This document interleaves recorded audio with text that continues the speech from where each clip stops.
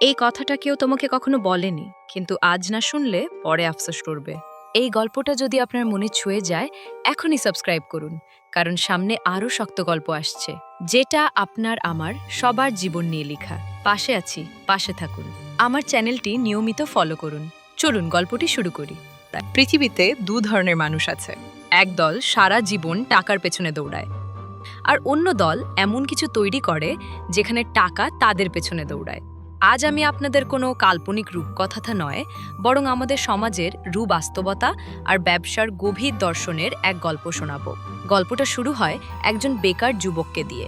Degree হাতে নিয়ে সে যখন অফিসের দ্বারে দ্বারে ঘোরে, তখন সমাজ তাকে বলে, তুমি ব্যর্থ।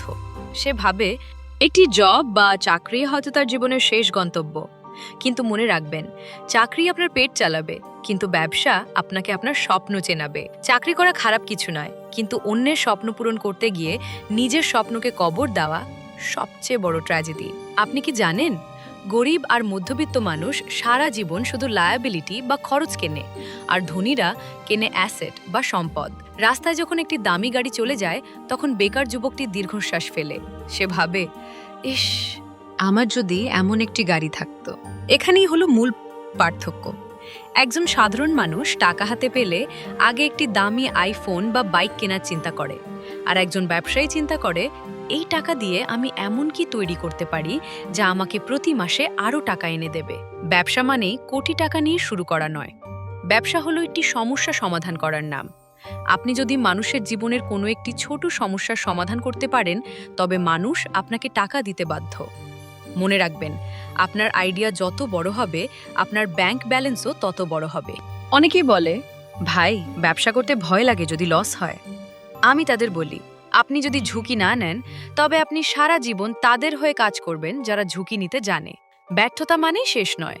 ব্যর্থতা হলো সফলতার একটি অংশ।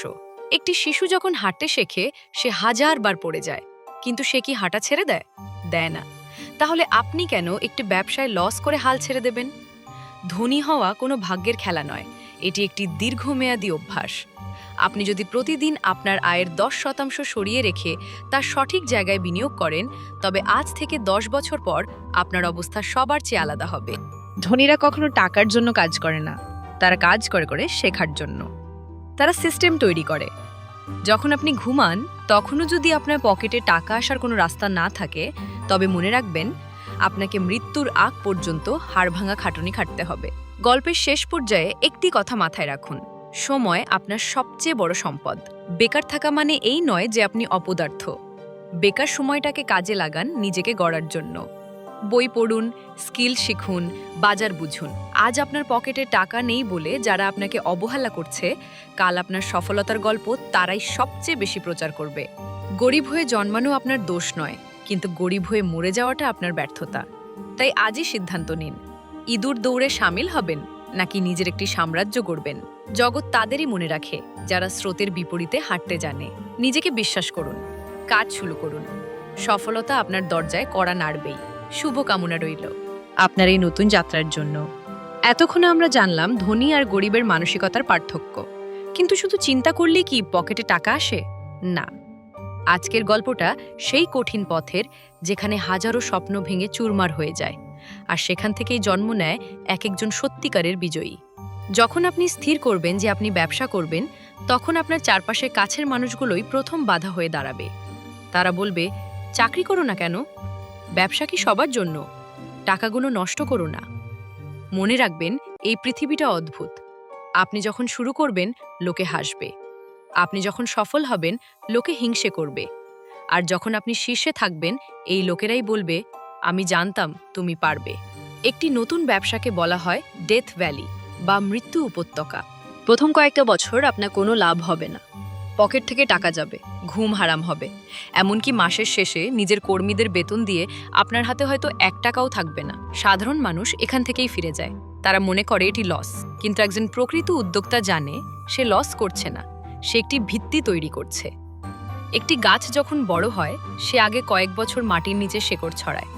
ওপর থেকে কিছু দেখা যায় না, কিন্তু নিচে সে নিজেকে শক্তিশালী করছে। ব্যবসা ঠিক তেমনই। অনেকে বলে, আমার ট্যালেন্ট নেই, আমার বাবা ধনী নয়। শুনুন, ট্যালেন্ট আপনাকে শুরু করতে সাহায্য করতে পারে, কিন্তু কনসিস্টেন্সি বা নিরবচ্ছিন্ন পরিশ্রম আপনাকে বিজয়ী করবে। স্মার্ট হওয়া মানেই বড় বড় ডিগ্রি থাকা নয়। স্মার্ট হওয়া মানে হলো সুযোগ চেনা এবং নিজের জেদকে কাজে লাগানো। মনে রাখবেন, জেফ বেজোস অ্যামাজন শুরু করেছিলেন একটা গ্যারাজে। জ্যাক মা বারবার রিজেক্ট হয়েছিলেন। তাদের কাছেও কোনো জাদুর কাঠি ছিল না। তাদের জয়ী কাছে ছিল শুধু হার না মানার মানসিকতা। যখন আপনার ব্যবসা থেকে প্রথম কিছু টাকা আসতে শুরু করবে, তখন আসবে আসল পরীক্ষা। অধিকাংশ মানুষ এই প্রথম উপার্জনকে বিলাসিতার পেছনে খরচ করে ফেলে। তারা আইফোন কেনে, দামি ঘড়ি কেনে, কিন্তু বুদ্ধিমান ব্যবসায়ী সেই টাকা আবার ব্যবসায় ঢেলে দেয়।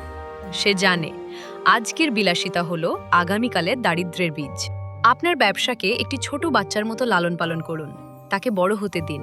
একদিন সেই আপনাকে আজীবন রাজার মতো খাওয়াবে। সফল হওয়া কঠিন, কিন্তু সেই সফলতা ধরে রাখা আরও কঠিন। সময় পাল্টাচ্ছে, টেকনোলজি পাল্টাচ্ছে। আপনি যদি নিজেকে আপডেট না করেন, তবে নোকিয়া বা কোডাকের মতো আপনিও হারিয়ে যাবেন। সবসময় ছাত্র হয়ে থাকুন। যেদিন আপনি ভাববেন আপনি সব শিখে ফেলেছেন, সেদিন থেকেই আপনার পতনের শুরু।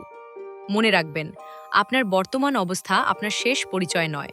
আপনি যদি আজ বেকার থাকেন, তবে সেটা আপনার প্রস্তুতির সময়। আপনি যদি ছোট কাজ করেন, তবে সেটা আপনার শিক্ষার সময়।